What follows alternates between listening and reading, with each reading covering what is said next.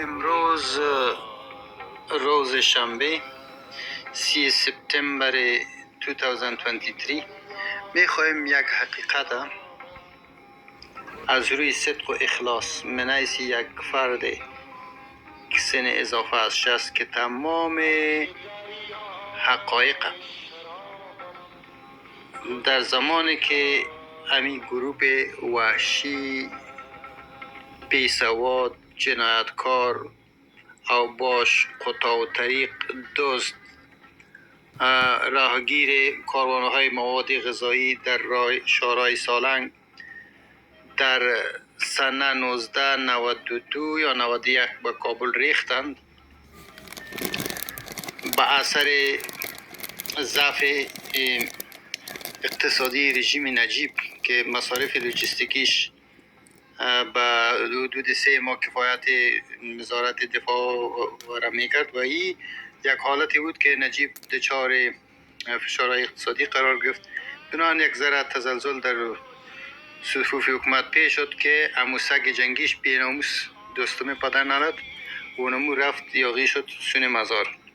وقتی که سون مزار رفت یک سگباز مردگاو که خدا دوزخ نصیبش کنه به نام جنرال عظیمی، یک سگباز بود در حقیقت او را روان کرد که تو امی سگ جنگی مرا پس بیار از مزار به کابل، در حالی که این پدرنت از قبل به امرای باز مسعود، احمد شاه مسعود نمیگم، احمد شاه یک کد از اخلاق، شرافت، ایمانداری، عشق و محبت داشتن و آزادی، امپراتور و سایر صفات عالی است. این بسیار حیف است که کلمه احمد شاه را به این باز مسعود ما اختلاق کنیم. بنابراین ما کلمه احمد شاه را ورداشتیم و باز به این اضافه کردیم. پس این شما برادرها باز مسعود بگوین.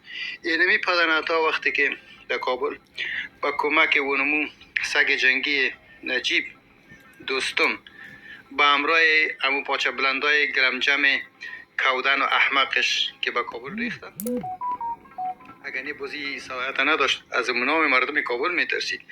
بنان چیزی که از دستش میشد به دوزی، به غارت، به چپاول شروع کرد. والله بلا براتون دروغ میگم، راست میگم که در منطقه جنگلک، فابریکه جنگلک پنشیریا از 4 بغل محاصره کرد که اینجا نفرای گلبودین است.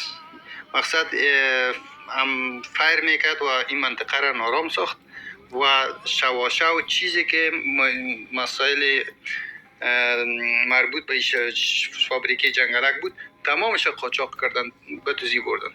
وقتی که آوازه پخش شد منطقه چلستون و واصلاباتی جایا میفهمین 5 جوان، یعنی 5 نه یک 15 جوان منطقه چاردی اسلحه پیدا کردن، نه گلبودینی بودن نه هیچ. این پنشه‌های بیناموس این تابمی باغ گذرگاه دواندن از این منطقه. اینی غیرت و همت از بود که در مقابل تا 15 نفر جنگیدن نتونستن. بنان وقتی که یا خودشون وحشی بودن، مال مردم که چور کرد، بالاخره با جانای مردم هم شروع کرد. والا بلا در این منطقه جنگلک هم چند وقتی که بودن مردم که آواره ساخت. باز یک فامیل بود، این سون شار نو رفت، ما او را میشناسم، نامش من نمیگیرم، یک دختره که معصوم 14 ساله والا بلا که بسیار مقبول دختر بود. این را کدام شپیشی پدر ندیده بود این منطقه به اصطلاح شاه شهید شار نو که این فامیل رفته بود پیش خانه مامایش که پناه ببره که اونجا از این منطقه خط جنگ دور باشه. این را یک پنشیری پدر نداد که سنش نمیفهم 50-55 ساله بود. این را به زور و به تهدید دروازهش تق تق زدن، دروازه خانه مامایش، که من اینمی دختر را دیدم، من اینمی را برای شخص خود میگیرم، من اینجا مسعودم هستم، ربانیم خودم هستم، خدام خودم هستم. اگه دخترت میتی تا سوایی وقته خوب، اگه نمیتی اینمی را امی دختره ما به زور میبرم و کت مرمیم در فرقت میزن. ولی اگه دیگه چیزی که بوده باشه و نمو بود که او مردم گفت با هم مشوره کنین. از ناچار ماماش برچی کرد که کی پدرناتا خلاص میگه علی چطور کنی که تازی شما باور کنین 14 ساله را این بیناموس که اونمو شپیشی پدرنات نمیفهم 6 7 اولاد دیگه هم داشت. ایره به نکای خود آورد. نکای چی مقصد بلندش کرد مثل مال داره، مثل که در روی سرک یافته باشه. این یک نشانی بود که حقیقتش برات میگم والله بلا قسم است که براتون میگم که این کار را کردن. دیگه در خانه ما این پدرناتا هر چیزا با تاراج برده بودن، حتی در یک کندوی آرت ما یا بعضی سامان مهم انداخته بودن، در اون جام دست انداخته بودن، امورم کشیده بودن. والله بلا قرآن کریم پوشش پاره کرده بود، بر روی انداخته بودش قرآن شریفه. قسم برتان میگم این پدرنات مسلمان هم نبودن، پس اینا اخوان شیاطین بودن. باز مسعود خودش اخوانی نبود، یک ماویست پدرنلت بود که این شاگرد عبدالرحمن بود. وقتی که پدرنت از پلیتکنیک ناکام ماند، باز از ناچاری رفت دمیکو یا دم گروپ بدماشا یک جای شد. اونمو را ترین داد که برو سون پاکستان با جاسوسی. پاکستان هم از خدا میخواست یک جاسوس و نوکر. اونموجا ترینینگ نظامی دید و آمد در بلنده های کوه هندوکش یا سالنگ. اونموجا یگان فایر مرمی میگد به دولت وانمود ساخت که اینجا ما هستم. و برادر در سر کو که دو سه طفلان باشه که سنگ لور بده یک منطقه را نارام میسازد. در حال که پدرت اسلحه آورده بود، پول هنگفت آورده بود و اصطلاح سربازگیری میکرد از منطقه ایره بی پیسه بده او را پیسه بده. بالاخره یکی دوکوره که گرفت معادن زمرد که به اصطلاح تحت تصرف خود آورد، از او استفاده را شروع کرد. قسم دیگه یک پنشیری بود به نام فدا. این معدن کار میکرد، خودش قصه کرد. گفت من معدن کار میکردم، رگ زمرد که پیدا شد، گفت من یک شدس میزنم. گفت برای من گفت که تو چی را دزدی میکنی؟ گفت من را در روی قفا خم زد، از اونجا کشیدیم و ما پنشیر الا دادم و بیچاره مردکاری میکرد. در خانه همسایه ما کار میکرد که ما قصه میکرد که نه قصه بود دیگه. او دیگه موضوعش شجاعت و مردانگی جنگ بالکل نداشت. گلبدین که آمد از چهار آسیاب اثر کوه چلسدون در اونجا موضع گرفت. ای بز شادگل رفت در بلندیای کوتل خیخانه و وقتی که اون مردم یک ذره از طالبان نزدیک شد برای سقوط از این پدنت، ملا برجان در چی رسیده بود در نزدیکای مایپر که ای تمام از حیبت و از ترس شهر کابل اعلا داد، رفت مثل روبا در آمد در دری پنشیر. گریخت.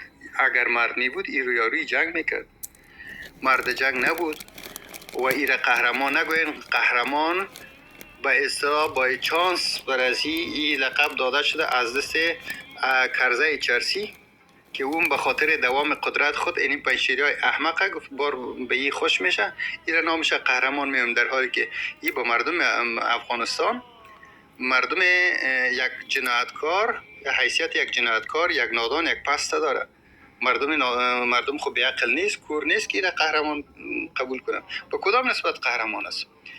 مسلمان نبود و شیطان بود. اخوان و شیطان که میگه اخوان و شیطان بود. این مویس بود پدرنت، از اسلام خبر نبود. و دیگه ویدیوهایش شما اگر بپارین، ما یک ویدیوی شدیدیم، فقط قوم پرستی امی تفرقه و به می نفرایش پیشی خود میگه که نمی غلجی ها رو میبین. این غلجی ها نمیفهم این کوچی 31 راسی در مناطق شهری تاجیکا زندگی میکرد یا کلچر را نمیفهم، در حالی که خودش پدرنت پیشی در مغارای کو یکی با دیگه تبادله جنسی میکرد، لواطت میکردن. دیگه شما این چهره کثیف از ایره بشناسین و پنشیر یا ایره براتون میگم. شما نه قهرمان بودین. اول امی پنشیری خودش، امی بز مسعود چون نادان بود، اما ظرفیت و سیاسی و نظامی خود درک نکرده بود که این اشتیاق قدرت گرفتن در شهر کابل داشته باشه. در ظرف یک ماه پرید، کون خود به اصطلاح در چوکی نماند. درست حکومت کردن خب کار ساده نیست. گرفت حیات مردم در دهه 70 خراب کرد، فامیلا را از هم متلاشی ساخت، در حالی که در کابل بهترین مردم مدنی زندگی میکرد با اخلاق عالی، تربیه عالی. و بعد از اون چیزی که بیناموس بود، چیزی که شپیشی بود، پدرنت رزیل وطن فروش خائن بود، جاسوس بود در کابل آمد. حالا اون نفوس کابل نمانده.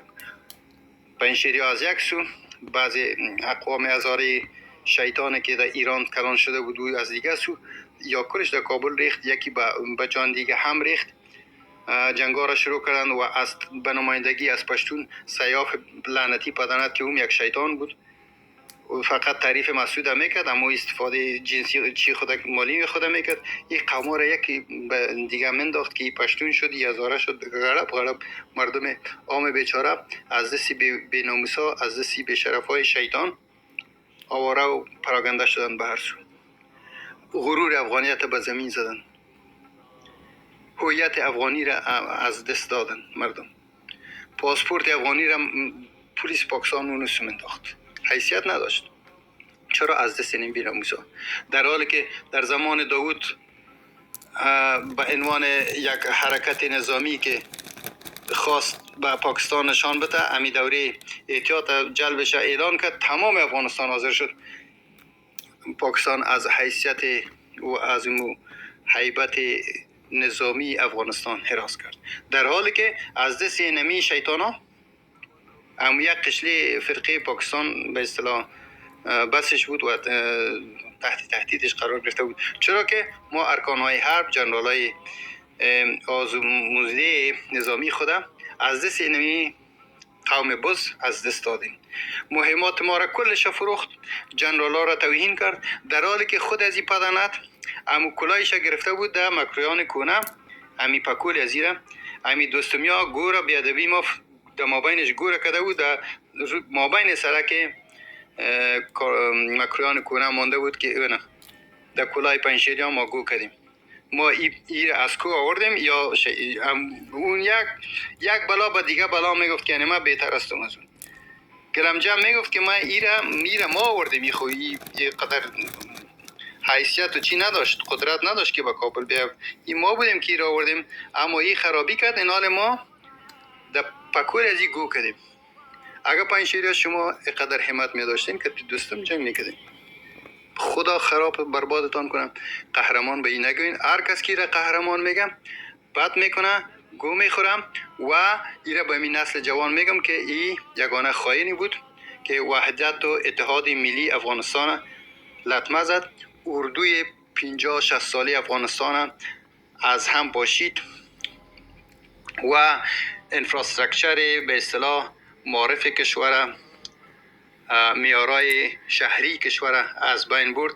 امی زبان دری را که به اصطلاح معهد زبان دری خود شهر کابل بود که در اثر توجه امی حکمرانای پشتون این زبان رونق گرفته بود و میفهمین اساسی زبان مردم که در شهر کونه مخصوصا امی بیرانه و کوچه خرابات که میگین، امینجا یک فامیل بود به نام غلام محمد نوید که یا فارس زبانهای هند بود که در زمان امیر شیر علی خان اینجا آمده بودند و همچنان در زمان حکمرانی احمد شاه ابدالی یا اینجا آمده بود، چون احمد شاه ابدالی این مردم خوب یافته بود و زبانشان نرم و به این خاطر اینمی زبان دری را زبان درباری خود ساخت.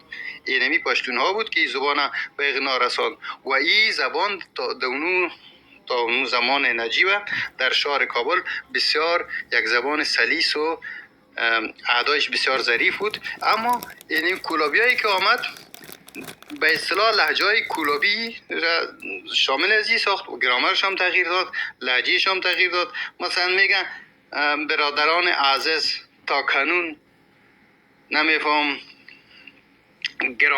گرامرش هم بطل است. به عوض ازی که بگوید که آنها رفتن، میگه آنها رفتین. به عوض ازی که آنها میخواهند، آنها میخواهیم.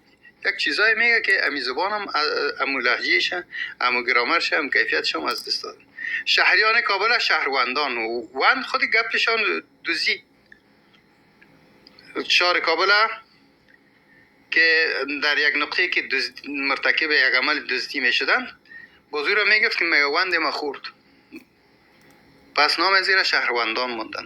امی مسائل فسادهای اخلاقی را 100% اوجش بالا رفت. احصای سازمان ملل متحد از واقعات ایدز شان کروید فوق العاده زیاد است در کابل که کلش از دست اینمی شنگری ریختگی ها که به هم اینمی سامانای جنسی خود تبادله کرده، از این کاسه در او کاسه دی علال مردار گراف این میکروب های به اصطلاح امراض جنسی مقاربتی در حد بالای خود است. دیگه شما پنجشیریا را مخصوصا بز مسعود قهرمان نگوین، یک خائن بگوین که بر روی اتفاق آمد با قدرت. این امریکایی ها که نمی بود در این 20 سال ولی اگر 20 روزی بز کس میمون که در کابل نام شکست بالا کنند دمی تحت شاه 52 و قوای ناتو و امریکا یا در 20 سال حتی در کنارا هم عکس بز مانده بود که بز قهرمان است. و امروزای اولی که یا ریختن در کابل یک عنوان دیدم در کاغذ تو سیکو مبالغه آمیز توصیف سیکو میگه به خدا میدانم مسعود که خودت از ناپلیون هم بالاتر بودی به خاطر که ناپلیون در مقابل روسا شکست خورد و تو روسا را شکستان دهی او بیوجدان پدر نداد.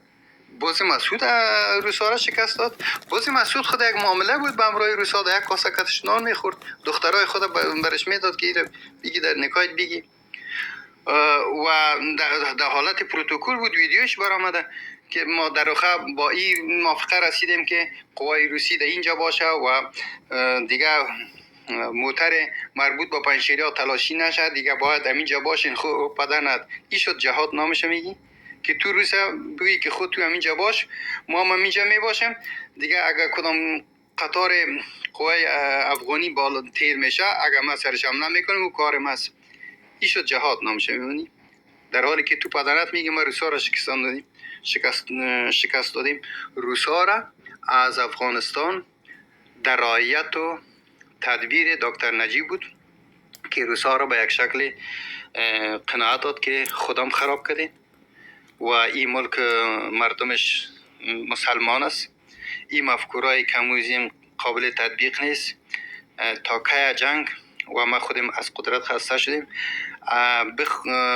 مردم افغانستان کتان می جنگن، بز مسعود نه، تمام مردم افغانستان. در شمال کجا جنگ بود؟ جنگ خود از سه تکنده بود، در خوست بود، در قندار بود.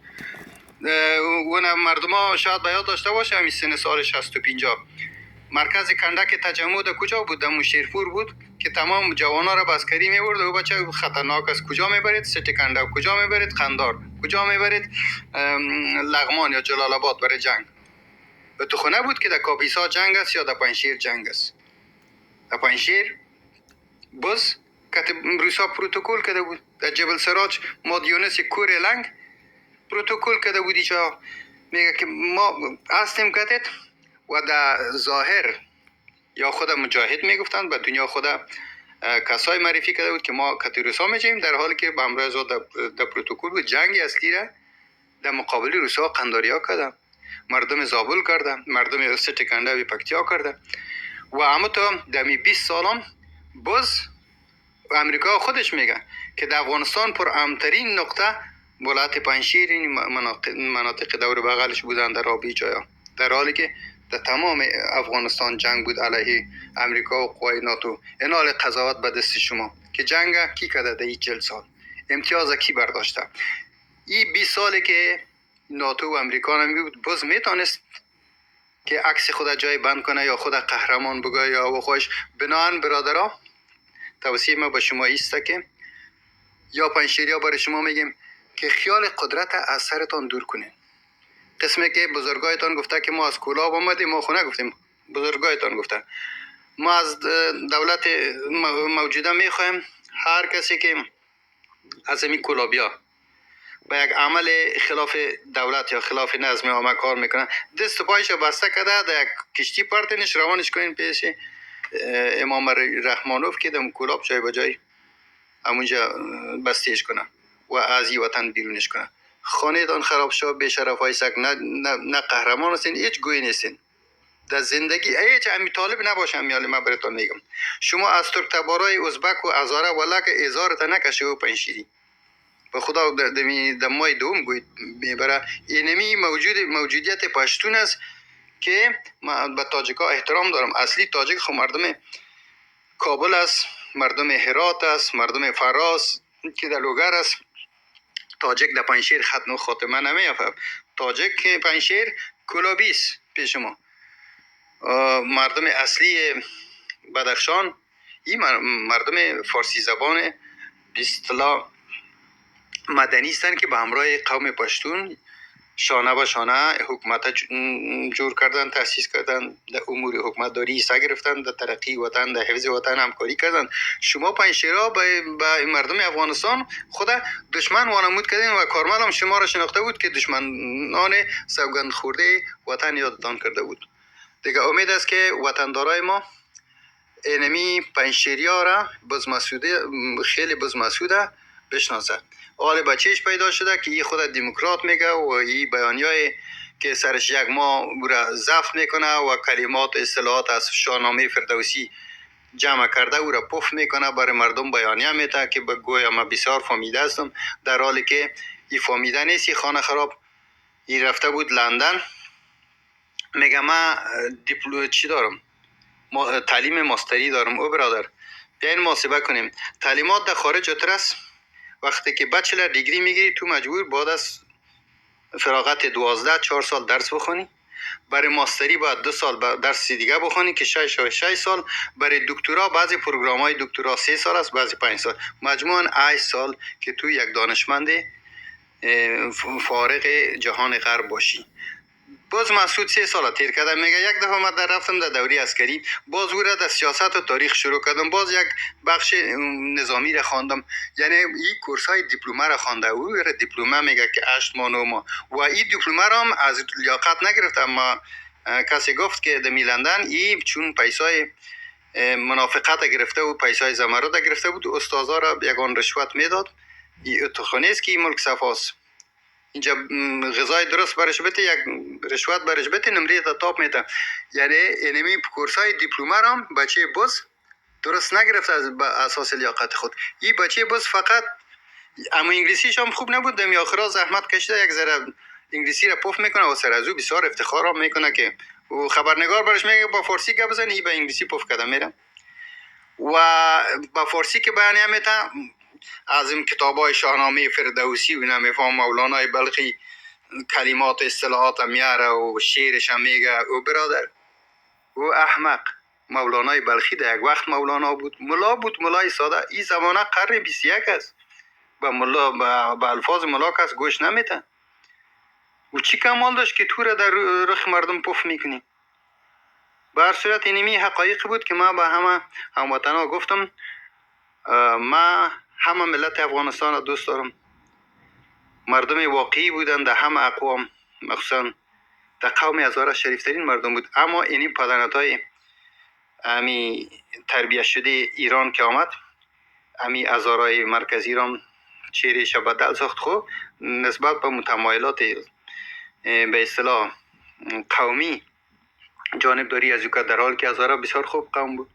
مردمان دری زبان ما شریفترین مردم بود و او تا حال اینمی شیطانای تاجک کلابی را میشناسه، کلش تحصیل کرده است، به همراه از یا نیست، مخالفشان است و از یا صدمه و ضربه دیده. فامیلایشان در بدر شد، خانهایشان چور شد، حتی به ناموسشان تجاوز شده. ات فامیلاست که دخترایش گم است، اما از شرم زمانه دانای خدا بسته کردن. خدا سزای از ما را بر شما داد. ات شرماندتان، ات گمتان کده که یکیتان آل نام مسعود گرفته نمیتونین و به خاطر یک کشتن بز یک روزه گرفته بود، هفته شهید نامش مانده بود و در یک هفته مسلسل فیرات شهر کابل میشد که تمام مردم ناراحت ساخته بود و در هر هفته اضافه از 15-20 نفر زخمی میشد، یک 5-6 نفر رو میمرد. چیز که بز مرده پدنته دیگه. امید است که بز و گروپ چیره بزه شما شناخته باشین. از اینکه ما اینا را با چشم سر دیدیم، این حقایق از روی صدق دل براتان میگم. این پروپاگاند نیست، این یک حقیقت است. خداحافظ.